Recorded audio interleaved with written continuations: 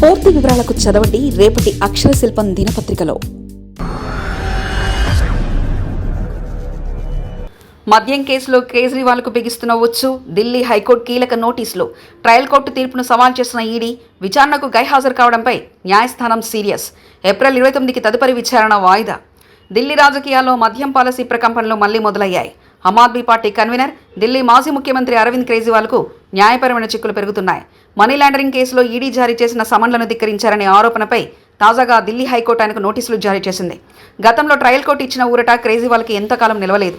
ED దాఖలు చేసిన పిటిషన్ను విచారణకు స్వీకరించిన హైకోర్టు ఈ వ్యవహారంపై వివరణ కోరింది. తదుపరి విచారణను ఏప్రిల్ 29వ తేదీకి వాయిదా వేసింది. ఇది ఆమ్ ఆద్మీ పార్టీ వర్గాల్లో కలవరాన్ని రేపుతుంది. ఈ వివాదం అంతా ఈడీ సమన్ల చుట్టూ తిరుగుతుంది. మద్యం పాలసీ కేసులో విచారణకు హాజరు కావాలంటూ ఎన్ఫోర్స్మెంట్ డైరెక్టరేట్ గతంలో కేజ్రీవాల్కు పలుమార్లు సమన్లు పంపించింది. అయితే ఆయన హాజరు కాకపోవడంతో ఈడీ 2 వేర్వేరు కేసులు నమోదు చేసింది. ఈ కేసును విచారించిన Rouse Avenue court trial court ఫిబ్రవరి 27న కేజ్రీవాల్ను నిర్దోషిగా ప్రకటిస్తూ తీర్పునిచ్చింది. కేజ్రీవాల్పై విచారణ జరపడానికి తగిన ఆధారాలు లేవని అప్పట్లో కోర్టు అభిప్రాయపడింది. కేజ్రీవాల్తో పాటు మనీష్ సిసోడియా, ఇతర నిందితుల్ని కూడా నిర్దోషులుగా ప్రకటించడం ఆప్ శ్రేణులకు పెద్ద ఊరటనిచ్చింది. అయితే ట్రయల్ కోర్టు ఇచ్చిన ఈ తీర్పును ఈడీ సవాల్ చేసింది. కేజ్రీవాల్ను నిర్దోషిగా ప్రకటించడంతో ట్రయల్ కోర్టు పొరపాటు చేసిందని ఈడీ వాదిస్తుంది. ఈ పిటిషన్పై జస్టిస్ స్వర్ణకాంత శర్మ నేతృత్వంలోని ఏకసభ్య ధర్మాసనం బుధవారం విచారణ చేపట్టింది. ఈడీ తరఫు న్యాయవాదులు తమ వాదనలను బలంగా వినిపించారు.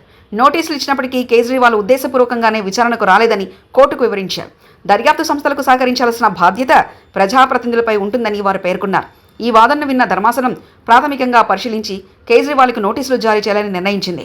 కేవలం ఈడీ కేసు మాత్రమే కాకుండా సిబిఐ కేసు కూడా కేజ్రీవాల్ను నీడలా వెంటాడుతుంది. ట్రయల్ కోర్టు తీర్పును సవాల్ చేస్తూ సిబిఐ దాఖలు చేసిన పిటిషన్ కూడా ప్రస్తుతం హైకోర్టు విచారణలో ఉంది. ఒకవైపు అమరావతి వంటి కీలక అంశాలపై పార్లమెంట్లో చర్చ జరుగుతుండగా, మరోవైపు దేశ రాజధానిలో కేజ్రీవాల్ చుట్టూ న్యాయపరమైన ఉచ్చు బిగుస్తుంది. మనీ లాండరింగ్ కేసులో అసలు కుట్ర కోణాన్ని వెలికి తీయాలంటే కేజ్రీవాల్ విచారణ అత్యవసరమని దర్యాప్తు సంస్థలు భావిస్తున్నాయి.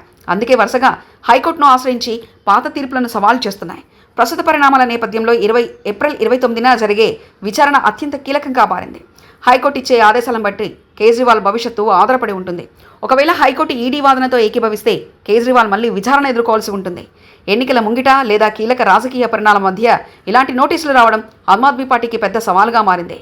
ఇప్పటికే పార్టీలోని ముఖ్య నేతలు జైలుకు వెళ్లడం, విచారణ ఎదుర్కోవడం వంటి సంఘటనతో సతమతమవుతున్న ఆప్కు ఈ తాజా నోటీసులు మరిన్ని తలనొప్పులు తెచ్చిపెట్టేలా ఉన్నాయి.